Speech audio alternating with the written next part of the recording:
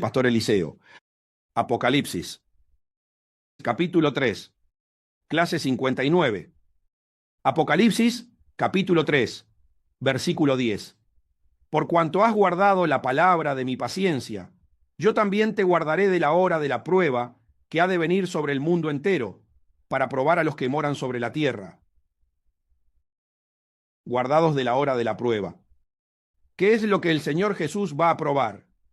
La obediencia que cada creyente tuvo respecto a lo que él dijo de meditar en el libro del Apocalipsis para estar preparados para los escalofriantes eventos que se avecinan sobre toda la humanidad y la necesidad extrema que tienen de guardarlo en el corazón para salvarse.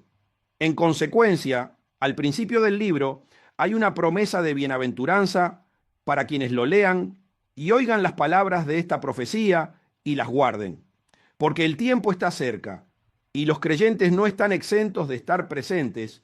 Todos van a tener que pasar de alguna manera las pruebas que van a venir sobre el mundo entero para probar a los moradores de la tierra. ¿De qué manera el Señor Jesús protegerá a quienes guardaron la palabra de su paciencia? La respuesta es que va a vivir en sus corazones para gobernar cada una de sus acciones y así los va a proteger. La prueba es para los moradores de la tierra, es decir, para los que están bajo el gobierno de las tinieblas y para los creyentes que ignoraron las palabras del Señor y no se esforzaron por escudriñar las Escrituras para vivir por la gracia divina. La prueba no es para el ángel ni para la congregación que obedeció al Hijo de Dios.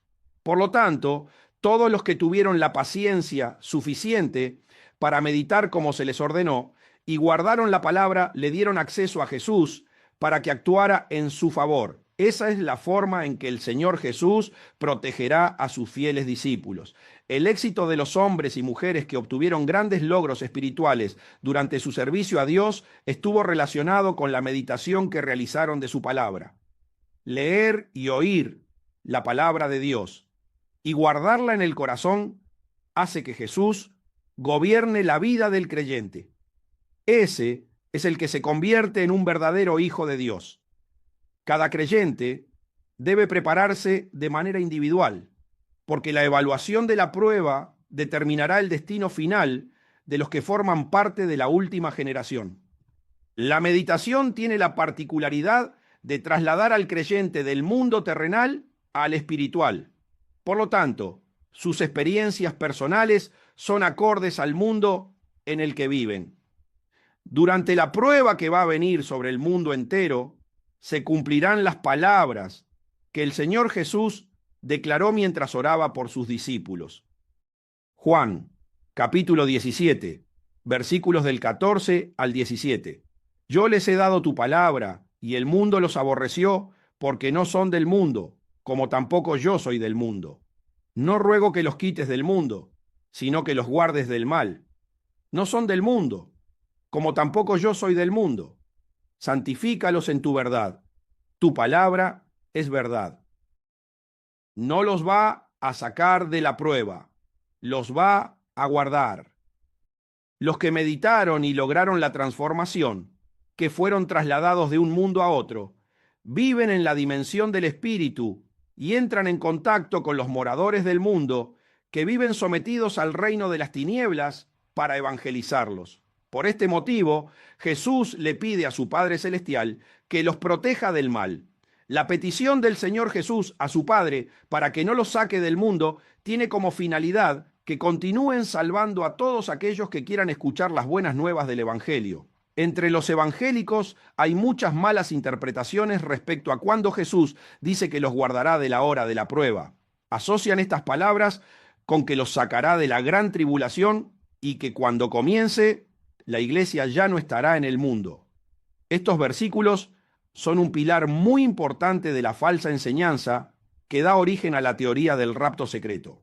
Sin embargo, la oración de Jesús a su Padre Celestial confirma la equivocación de dicho pensamiento erróneo, ya que la Escritura dice que guardar no se refiere a quitar, sino a proteger y amparar mientras suceden los eventos catastróficos que predice el libro del Apocalipsis. Quienes respetaron las palabras del Señor Jesús como las del Hijo de Dios y se esforzaron en meditar en las Escrituras, accedieron a la gracia divina que permite que el Padre y el Hijo se apoderen del corazón del creyente y, desde ahí, protejan de la hora de la prueba a los santificados y a los que hablan con la verdad. Los demás, según la intimidad que hayan tenido con Dios, sabrán si podrán salir victoriosos. La programación que hayan guardado en el corazón será determinante para su salvación. Porque lo que no se siembra no se puede cosechar, y en los momentos extremos se sabe qué semilla germinó y dio sus frutos. Apocalipsis, capítulo 3, versículo 11. He aquí, yo vengo pronto. Retén lo que tienes, para que ninguno tome tu corona. He aquí vengo pronto. He aquí, yo vengo pronto. Estas palabras son una confirmación de que lo que va a suceder está relacionado con la misma revelación que el Señor Jesús le está anunciando a las iglesias con respecto a su venida. Cuando Él comienza a comunicar la revelación del final de los tiempos y de su regreso a Juan, en el primer versículo del libro del Apocalipsis, usa la palabra pronto para anunciar de la rapidez con la que todo va a suceder. Respecto a todo lo que el Señor Jesús va a relatar sobre su regreso, no hay una palabra más poderosa para que un hijo de Dios se centre en las verdades del reino y siga santificándose que la palabra pronto, porque después de su regreso y del milenio, los que no lo recibieron tendrán que comparecer ante el gran trono blanco para ser juzgados individualmente por haber ignorado sus palabras. Cuando el Señor Jesús le dice al ángel de la iglesia, retén lo que tienes, no se refiere al desarrollo espiritual que tenía en ese momento, que era satisfactorio, sino que cuando el Señor le dice, quédate como estás, se refiere a que continúe meditando en la Escritura para que siga guardando en su corazón la santidad y la verdad, que lo harán cada día más semejante a Él. El retén lo que tienes también se refiere a que permanezca sin negar su nombre, porque fueron esas dos virtudes las que lo llevaron a recibir la bendición de que el Señor Jesús le abra la puerta delante de él, y serán ellas mismas las que se la seguirán manteniendo abierta. El reino de las tinieblas constantemente busca quitar a los creyentes la costumbre que los lleva a conquistar el corazón de Dios. Por lo tanto, el ángel debe mantener la firmeza en la guerra espiritual. En cada enfrentamiento con el enemigo, si se usa el nombre de Jesús con un corazón santificado y hablando la verdad, la victoria está asegurada y el crecimiento espiritual evoluciona favorablemente para recibir la corona. Es crucial seguir usando el nombre del Señor Jesús para expulsar a los espíritus inmundos de los cuerpos, ya que cuanto más débiles están, mayor es la santidad del Hijo de Dios. Es imprescindible retener estas dos cosas hasta el regreso del Señor, ya que son las que permiten el crecimiento espiritual de cada creyente. Mateo, capítulo 12, versículos del 43 al 45. Cuando el espíritu inmundo sale del hombre, anda por lugares secos, buscando reposo, y no lo halla. Entonces dice, volveré a mi casa de donde salí, y cuando llega, la halla desocupada, barrida y adornada.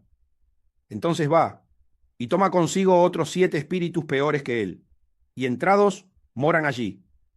Y el postrer estado de aquel hombre viene a ser peor que el primero. Así también acontecerá a esta mala generación. El espíritu inmundo se adueña del cuerpo. La única manera de que el espíritu inmundo salga del cuerpo de un hombre es cuando el Hijo de Dios aparece y toma el papel protagonista en la escena. Por lo tanto, nadie puede recibir una liberación hasta que aparezca un creyente preparado para utilizar el nombre de Jesús con autoridad y poder para obligar a los espíritus inmundos a abandonar el cuerpo que están atormentando. Alguien debe creer al Señor Jesús cuando dice que tiene la llave de David y que todo el reino de las tinieblas, sin importar el cargo que tengan sus enemigos, está bajo su autoridad y señorío, y que indefectiblemente los ángeles caídos y los demonios deben obedecer cuando un creyente utiliza el nombre de Jesús a través de la presencia del Espíritu Santo. Los espíritus inmundos consideran el cuerpo de los seres humanos como si fuera su casa.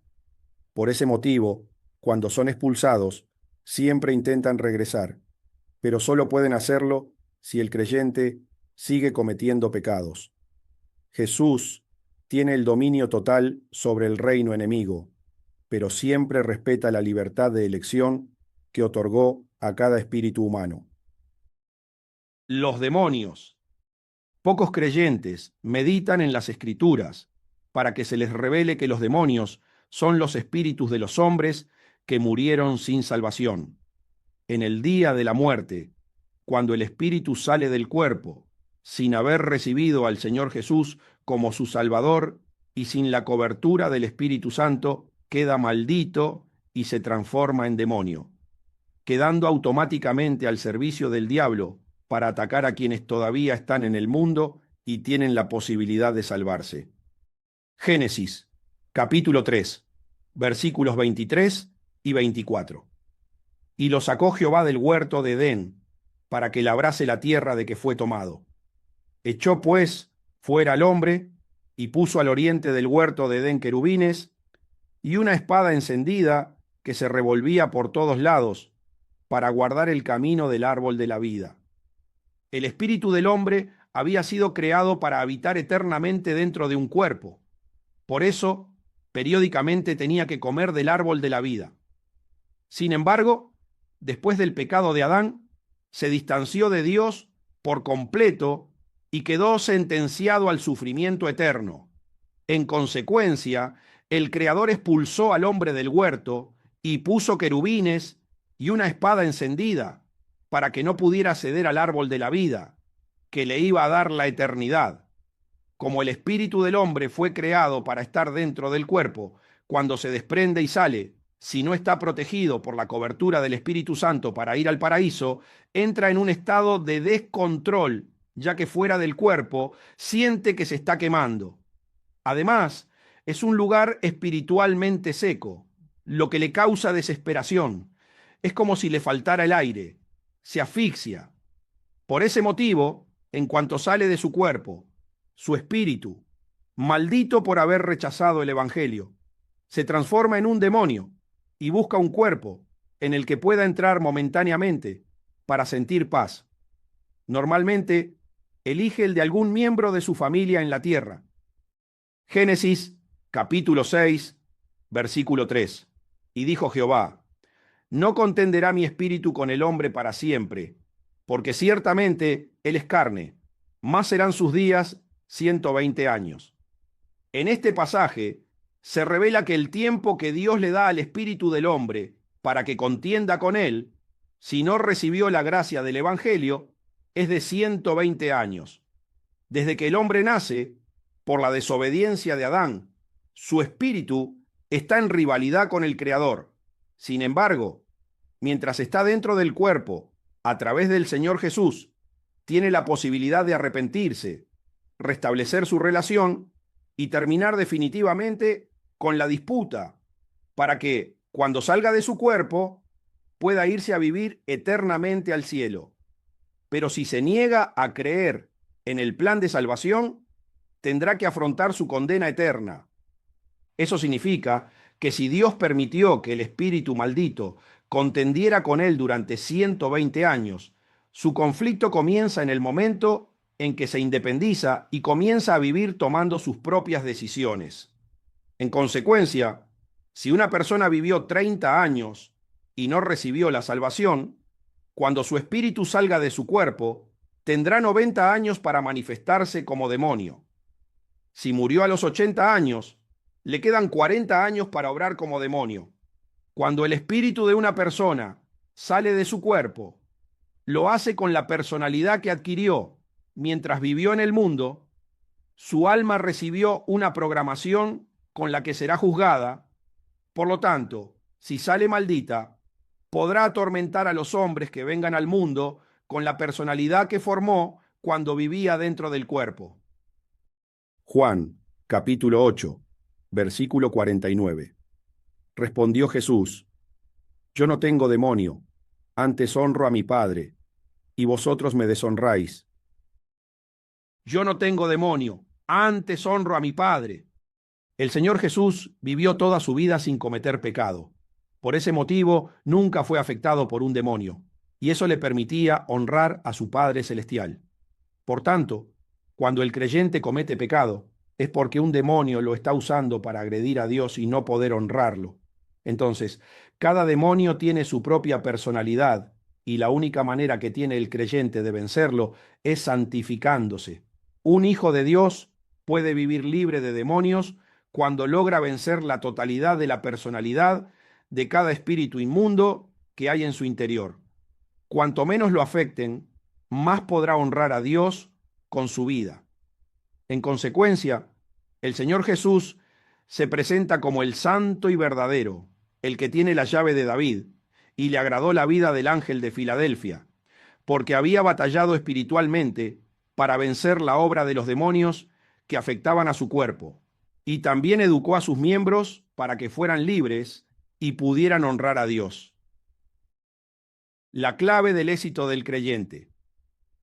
La clave para lograr la liberación permanente y vivir sin pecado es meditar en la Escritura, de modo que cada nuevo versículo que se le revela en el corazón lo santifique más, adquiera la personalidad de Jesús y vaya eliminando la personalidad del demonio o los demonios que estaban en su cuerpo.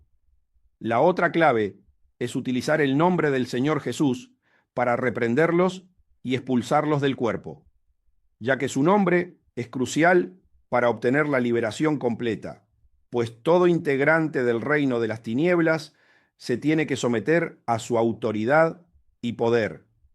Por ese motivo, el Señor le dijo al ángel de la iglesia de Filadelfia: retén lo que tienes, continúa meditando en la Escritura y no niegues mi nombre, para que permanezcas santificándote y hablando con verdad. Eso me honra.